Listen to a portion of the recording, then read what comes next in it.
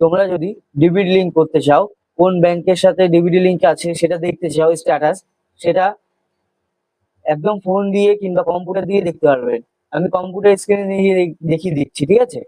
কিভাবে করতে হবে, কিভাবে স্ট্যাটাস চেক করা যাবে, কোন ব্যাংকে আছে সবকিছু দেখিয়ে দেবে, ঠিক আছে? আমি কম্পিউটার স্ক্রিনে চলে যাচ্ছি। কিভাবে ডিবিটি লিঙ্কটা করতে হবে, ঠিক আছে? গুগল ক্রোমে চলে যাবে, ফার্স্টে ওপেন করে নেবে গুগল ক্রোমটা। সার্চ বারে লিখবে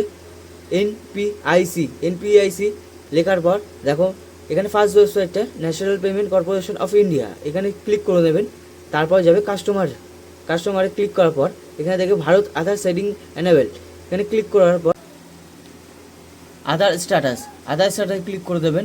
তারপর দেখুন এখানে আপনার আধার কার্ডের নাম্বারটা বসাতে হবে। আমি আধার কার্ডের নাম্বারটা বসিয়ে নিই। দেখো আধার নাম্বারটা বসিয়ে নিলাম আমার।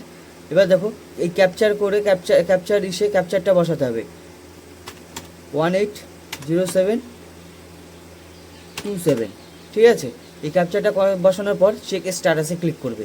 দেখো তোমার নাম্বারে একটা ওটিপি যাবে, আমি ওটিপিটা বসিয়ে নিই, ঠিক আছে? দেখো আমি ওটিপিটা বসিয়ে নিলাম। এখানে কনফার্ম ক্লিক করবে।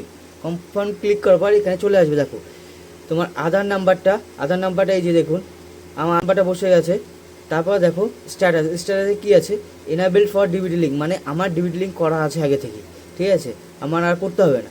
তারপর দেখো ব্যাংক নেমে মানে তুমি যে ব্যাংকের সঙ্গে লিঙ্ক করতে চাও সেই ব্যাংকটা এখানে দেখিয়ে দেবে, ঠিক আছে? এখানে আমার দেখো ব্যাংক অফ ইন্ডিয়া লিঙ্ক আছে।